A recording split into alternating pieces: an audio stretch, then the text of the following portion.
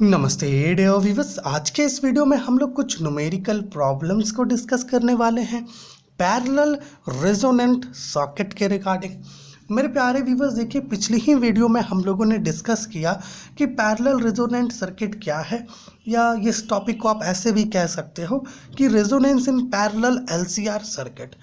Basically जो parallel LCR circuit है उसको हम लोग एक पर्टिकुलर फ्रीक्वेंसी, जिसे हम लोग रेजोनेंट फ्रीक्वेंसी कहते हैं, उस पर देखते हैं कि क्या क्या थिंग्स वहाँ पर होता है। ठीक है, सो देखिए ये न्यूमेरिकल प्रॉब्लम्स का अपना पार्ट 1 है। इसमें हम लोगों ने टोटल 3 क्वेश्चंस लिया है। ठीक है, 3 क्वेश्चंस है, बारी बारी से सबको यहाँ पर सॉल्व करेंगे। और अगर आपने पैरेलल रेजोनेंट वाला वीडियो नहीं देखा है तो एक बार देख लीजिए। लिंक कहाँ मिल जाएगा? नीचे डिस्क्रिप्शन में। पूरा प्लेलिस्ट एक बार आप चेक करके देखिए, है ना। 100% जो इलेक्ट्रिसिटी और मैग्नेटिज्म का प्लेलिस्ट है वो आपके लिए हेल्पफुल होगा। तो सबसे पहला जो क्वेश्चन है वो है a coil of 10 ohm resistance and 0.1 Henry inductance is connected in parallel with a capacitor of 100 microfarad capacitance. Calculate the frequency at which the circuit will act as a non-inductive resistance and calculate the value of this resistance also. देखिए अपना ये जो सबसे पहला question है मेरे प्यारे viewers, ये क्या क्या कह रहा है। सबसे पहले तो देखिए जो क्वेश्चन है ना उसमें गिवन जो है उसे यहाँ पर मेंशन कर लेते हैं। गिवन है अपना रेजिस्टेंस 10 ओम का, कॉइल का जो रेजिस्टेंस है, साथ ही साथ इंडक्टेंस भी गिवन है 0.1 हेनरी का, और जो कैपेसिटेंस गिवन है वो है 100 माइक्रोफराड का। तो आप इसको 100 इंटू 10 पे पावर -6 फराड ले सकते हैं। ठीक है, अब देखो पहले तो हमें ये कह रहा है कि calculate the frequency at which circuit will act as a non inductive resistance. देखिए बेसिकली आपको पता है कि सर्किट कब नॉन इंडक्टिव रेजिस्टेंस की तरह काम करेगी, है ना। सर्किट जो है रेजोनेंट फ्रीक्वेंसी पर नॉन इंडक्टिव रेजिस्टेंस की तरह काम करेगी। तो बेसिकली यहाँ पर जो हमें फ्रीक्वेंसी कैलकुलेट करना है वो रेजोनेंट फ्रीक्वेंसी है। और फिर हमें प्यारे viewers calculate the value of this resistance also. ये जो नॉन इंडक्टिव रेजिस्टेंस है इसके वैल्यू को भी कैलकुलेट करना है, और माफ़ कीजिएगा जो नॉन इंडक्टिव रेजिस्टेंस है इसके वैल्यू को भी कैलकुलेट करना है। तो बेसिकली इसका वैल्यू कैलकुलेट करने के लिए हम लोग इम्पिडेंस का जो फॉर्मूला था पैरेलल रेजोनेंट सर्किट में Z=L/CR, इसका यूज़ करेंगे। ठीक है, तो चलिए थिंग्स को स्टार्ट करते हैं। सबसे पहले तो रेजोनेंट फ्रीक्वेंसी पता करेंगे, क्योंकि इसी फ्रीक्वेंसी पर circuit will act as a non inductive resistance. So F0 जो हमारा फॉर्मूला हम लोग वहाँ पर ऑब्टेन किए थे, इस फॉर्मूला का यूज़ करेंगे 1/2π√1/LC माइनस R² आप इस फॉर्मूला का भी यूज़ कर सकते हो, चाहो तो आप इसका भी यूज़ कर सकते हो। ठीक है, इस फॉर्मूला का भी यूज़ कर सकते हो क्योंकि ये फॉर्मूला भी हमें वहाँ पर मिला था। अब चलो आगे बढ़ते हैं। F0 1/2π है तो इसको डायरेक्ट 6.28 ले लेते हैं। ओके, एंड फिर 1/LC है ना, तो 1/L आपका है 0.1 और C है ना डेट इज 100 इंटू 10 पे पावर -6 माइनस R² का वैल्यू हो जाएगा 100 और L² है ना, L² है तो L² को 0.1 का स्क्वायर यहाँ पे हमें लेना होगा, है ना, कुछ इस प्रकार से। ओके, आइए इसको सॉल्व करते हैं। यहाँ पे देखिएगा मेरे प्यारे व्यूअर्स, F0 1/6.28 अंडर रूट, यहाँ पे हो जाएगा 1/0.1 है। अगर 100 से इसको मल्टीप्लाई करें 0.1 इंटू 100 तो यहाँ पे 10 हो जाएगा, तो 10 इंटू 10 पे पावर -6 माइनस 100 बाई, देखो बेसिकली यहाँ पर अगर हम लोग 0.1 का स्क्वायर करते हैं तो हमें मिलेगा 0.01 यहाँ पर हमें मिलेगा। ओके, यहाँ पर देखिएगा मेरे प्यारे viewers, F0 1/6.28 under root. Okay, यहाँ पे अगर आप इसे सॉल्व करो तो 10 पावर -5 आएगा, तो इसको ऊपर लेके चले जाना, 10 पावर 5 हो जाएगा। ठीक है, और फिर यहाँ पर अगर आप इसको सॉल्व करते हो तो ये आपको 10 पावर 4 मिल जाएगा ऊपर में। ठीक है, इस प्रकार से। ओके, सो यहाँ पर देखिएगा F0 इज इक्वल टू 1/6.28, कुछ इस प्रकार से हो रहा है ना। ओके, और जब आप इसको माइनस करोगे इसको, तो यहाँ पे कुछ 90,000 का वैल्यू आपको देखने को मिलेगा, ठीक है, क्योंकि 1 लाख होगा ना 10⁵ और 10⁴ कितना होगा 10,000। ओके, तो माइनस करोगे तो 90,000 आपको मिलेगा, √90,000, और रूट इसका निकालोगे तो 300 मिलेगा, 1/6.28 इंटू 300, कुछ इस प्रकार से। सो देखिए हमारे पास जो रेजोनेंट फ्रीक्वेंसी हमें मिल रहा है वो कितना आएगा, अगर आप 6.28 से इसको डिवाइड करोगे तो आपको लगभग इतना मिलेगा 47.77 हर्ट्ज का आपको रेजोनेंट फ्रीक्वेंसी मिलेगा। मतलब ये एक ऐसा फ्रीक्वेंसी है जिस फ्रीक्वेंसी पर आपका जो सर्किट है वो नॉन इंडक्टिव रेजिस्टेंस की तरह काम करेगा। अब दूसरा वैल्यू जो हमें कैलकुलेट करना है वो है रेजिस्टेंस, ठीक है, calculate the value of this non inductive resistance का वैल्यू हमें कैलकुलेट करना है। देखिए पैरेलल रेजोनेंट सर्किट में ये जो नॉन इंडक्टिव रेजिस्टेंस है इसको कहते हैं डायनामिक रेजिस्टेंस, और डायनामिक रेजिस्टेंस हम लोग इस वैल्यू से पता कर सकते हैं। तो चलिए इस्तेमाल करें इस चीज़ को। सो Z = L/CR, तीनों के वैल्यूज़ हमारे पास पहले से गिवन है। L है आपका 0.1, C है आपका 100 × 10⁻⁻6, R आपका जो है 10 गिवन है, ठीक है। अभी देखो इसको कैसे सॉल्व कर सकते हैं हम लोग। अगर हम लोग यहाँ पर इसको तीनों अगर यहाँ कर दे 10⁻³ हो जाएगा ना, 0.1/10⁻³ कुछ इस प्रकार से हो जाएगा। यहाँ पर हो जाएगा 0.1 × 10⁻3, मतलब है कि Z का वैल्यू लगभग 100 ओम आपको यहाँ पर मिलेगा इस प्रकार से, ठीक है।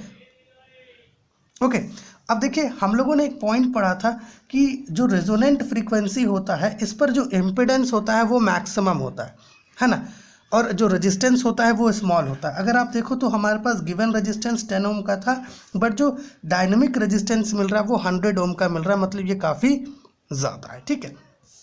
ये अपना पहला क्वेश्चन था।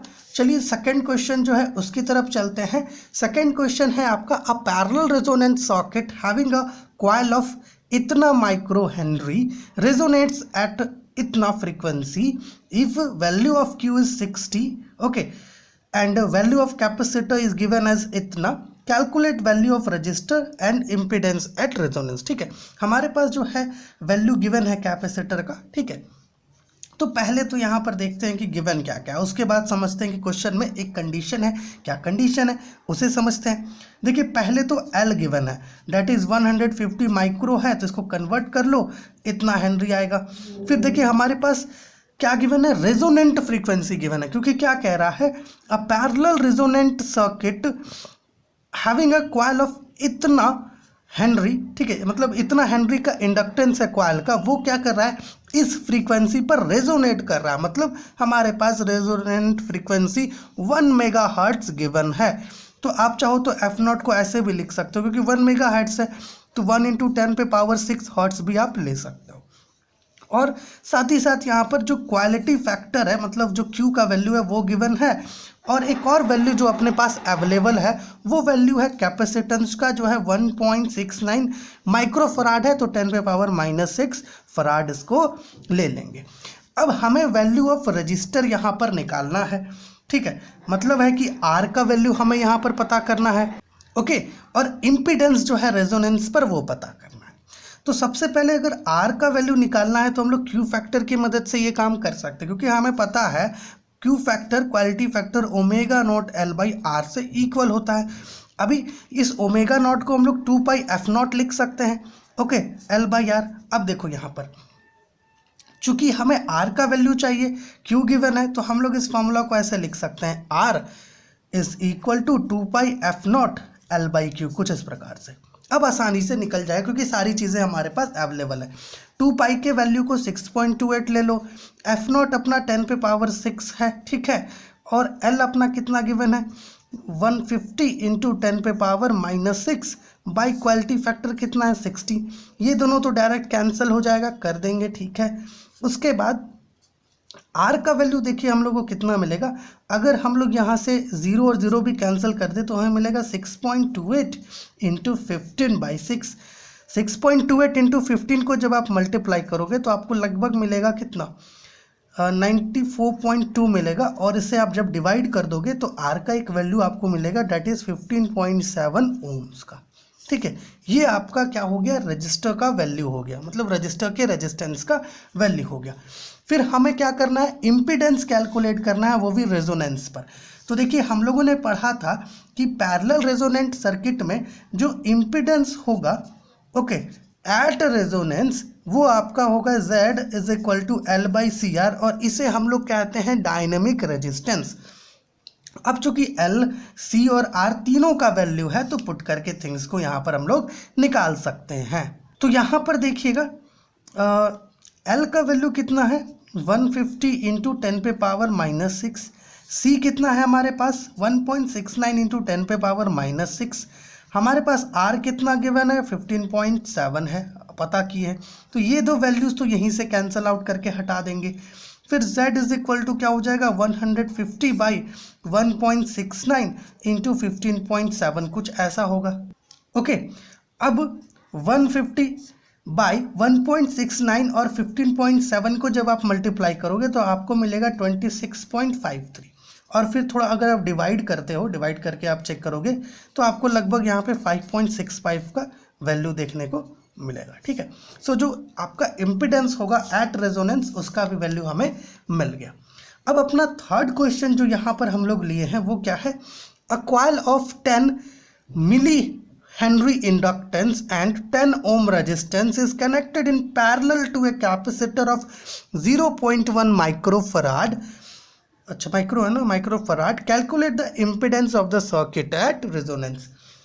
हमें जो है सर्किट का रेजोनेंस कैलकुलेट करना है इम्पिडेंस पर। अभी जस्ट देखिए ना, इम्पिडेंस एट रेजोनेंस हम लोग अभी जस्ट पता किए थे इस फॉर्मूला से, बिल्कुल सेम फॉर्मूला यहाँ पे यूज़ करना है, Z is equal to L/CR।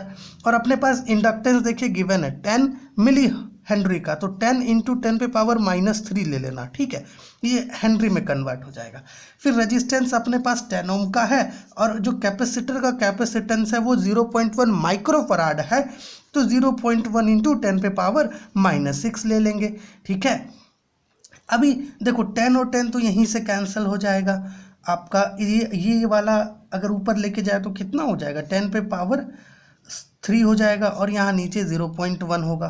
Okay, इसको अगर हम लोग सॉल्व करते हैं तो यहाँ से क्या मिलेगा वैल्यू, हमें मिलेगा 10 पे पावर 3 1/10, और ये 10 ऊपर चला जाएगा तो 10 पे पावर 4/1। मतलब है कि जो इम्पिडेंस होगा इस सर्किट का, जो भी सर्किट यहाँ पर है जिसमें एलिमेंट्स कनेक्टेड है, ओके, इसका जो इम्पिडेंस होगा वो होगा 10 पे पावर 4 ओम का।